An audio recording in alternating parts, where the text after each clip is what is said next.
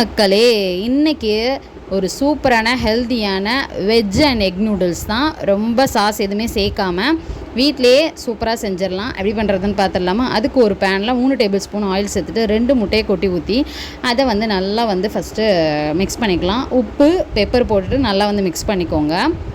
முட்டையை தனியாக எடுத்து வச்சுட்டு 3 டேபிள் ஸ்பூன் அளவுக்கு ஆயில் சேர்த்துட்டு ஒரு வெங்காயம் ஒரு தக்காளியை கட் பண்ணி அதை சேர்த்துக்கிறேன். தக்காளி வெங்காயம் வதங்கிறதுக்கு இப்போ உப்பு சேர்த்துட்டு நல்லா வதக்கிக்கலாம். இது கூட அரை டேபிள் ஸ்பூன் அளவுக்கு இஞ்சி பூண்டு பேஸ்ட்டு சேர்த்துட்டு நல்லா பச்சை வாடை போனதுக்கப்புறமா இதில் கட் பண்ணி வச்சுருக்க ஒரு கேரட்டு 4 பீன்ஸை சேர்த்துட்டு நல்லா வதக்கிக்கலாம். இப்போ இது கூட ஒரு டேபிள் ஸ்பூன் அளவுக்கு மிளகாத்தூள், அரை டேபிள் ஸ்பூன் அளவுக்கு கரம் மசாலா, இது 2 மட்டும் தான் நம்ம சேர்க்குறோம்.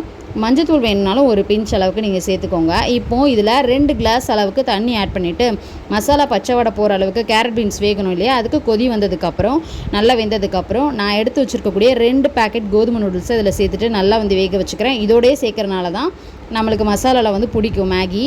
அப்புறம் முட்டையை ஊற்றிட்டு முட்டையை போட்டுட்டு நல்லா கிண்டி இறக்குனீங்க அப்படின்னா சூப்பரான நூடுல்ஸ் ரெடி ஆகிடும். எந்த சாஸுமே சேர்க்கலாம்.